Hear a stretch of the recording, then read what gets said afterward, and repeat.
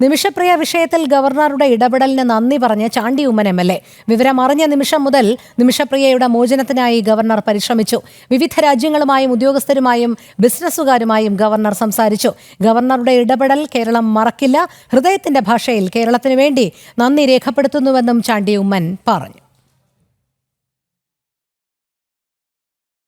Order അവിടുന്ന് കിട്ടുവാൻ അല്ലെങ്കിൽ താൽക്കാലമെങ്കിലും ഇത് നീട്ടിവെക്കുന്ന ഒരു ഓർഡർ കിട്ടുവാൻ സാധിച്ചതിൽ അതിയായ ചാരിതാർത്ഥ്യം. പക്ഷെ ഇതിനെ അടുത്ത തലത്തിൽ കൊണ്ടുപോയി ആ കുടുംബവുമായി ചർച്ച, ഈ സാജൻ ഈ കുടുംബമായിട്ട് പല ദിവസങ്ങളായി ചർച്ച ഉണ്ടായിട്ടുണ്ട് എന്നുള്ളതാണ് ഞാൻ മനസ്സിലാക്കുന്നത്. എല്ലാ കാര്യങ്ങളും ഞാൻ ഇപ്പോൾ വിട്ടു പറയുന്നില്ല. കാരണം നമുക്ക് ഈ കാര്യത്തിൽ കെയർഫുൾ ആയിട്ടൊരു മൂവ്മെന്റ് ആണ് ആവശ്യം. ആ കെയർഫുൾ മൂവ്മെന്റ്സിന് ചിലപ്പോൾ ഒത്തിരി എക്സ്പോഷറും നല്ലതായിരിക്കില്ല എന്ന് കരുതുന്ന ആളാണ് ഞാൻ. അതുകൊണ്ട് തന്നെ എല്ലാ കാര്യങ്ങളിലേക്കും ഞാൻ കടക്കുന്നില്ല. ഇവിടെ ആ കുടുംബവുമായിട്ടുള്ള ചർച്ച അടിയന്തരമായി നടത്തേണ്ടതുണ്ട്. ആ ചർച്ച നടത്തി ഫൈനലായിട്ടുള്ള ഒരു റിലീസിലേക്ക് നമ്മൾ എത്തണമെങ്കിൽ അതിന് വളരെ കെയർഫുൾ ആയിട്ടുള്ള മൂവ്മെന്റ്സ് ആണ് ആവശ്യം.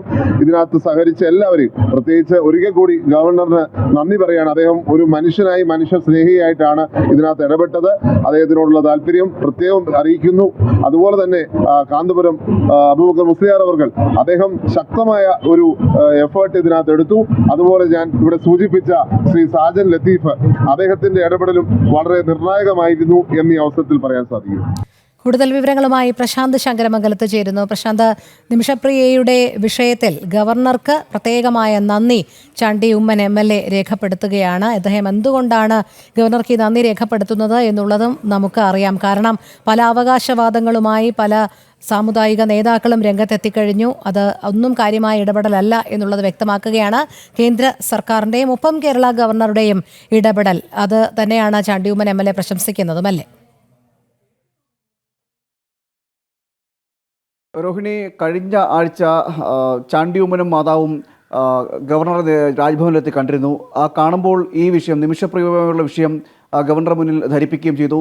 അതിനുശേഷം ഗവർണർ ഒരു വാക്ക് നൽകിയിരുന്നു. താൻ ഇതുമായി ബന്ധപ്പെട്ട്, മോചനവുമായി ബന്ധപ്പെട്ട് അല്ലെങ്കിൽ ഈ വധശിക്ഷ റദ്ദാക്കുന്നതുമായി ബന്ധപ്പെട്ട് എന്തൊക്കെ ചെയ്യാൻ കഴിയുമോ തനിക്ക് ചെയ്യാവുന്നതിൻ്റെ പരമാവധി ചെയ്യാവുന്നൊരു വാക്ക് അദ്ദേഹം നൽകിയിരുന്നു. അതിനെ ഉദ്ധരിച്ചുകൊണ്ടായിരുന്നു ഇപ്പോൾ ചാണ്ടി ഉമ്മൻ പറയുന്നത്. കാരണം ഈ വിഷയത്തിൽ നമുക്കറിയാം, ഈ നിമിഷപ്രിയവുമായി ബന്ധപ്പെട്ട ഈ വധശിക്ഷ നീട്ടിവെച്ചതുമായി ബന്ധപ്പെട്ട വിഷയങ്ങൾ നിൽക്കുമ്പോൾ അത് വിവിധ കോണുകളിൽ നിന്ന് അവകാശവാദങ്ങൾ ഉന്നയിക്കുന്ന സമയത്ത് ഗവർണറുടെ ഇടപെടൽ അത് കാണാതെ പോകുന്നൊരു സാഹചര്യമുണ്ട്.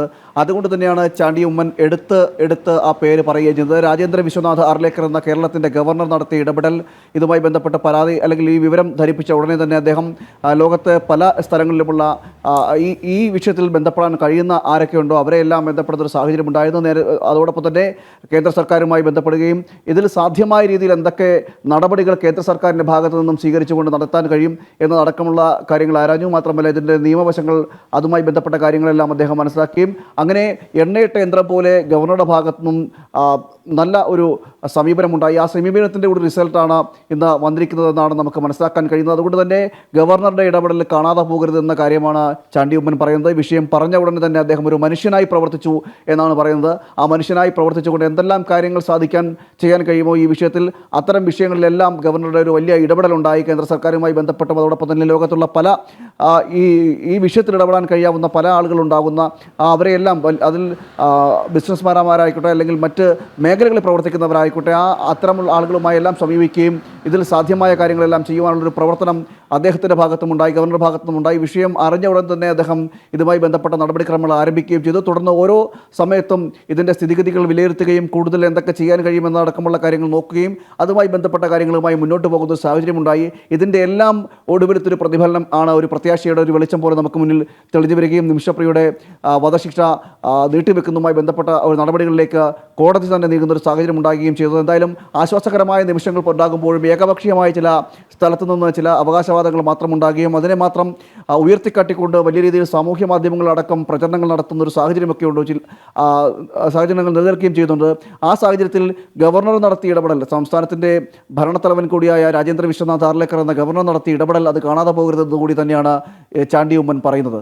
ശരി, പ്രശാന്ത് ശങ്കരമംഗലത്താണ് വിവരങ്ങൾ നൽകിയത്.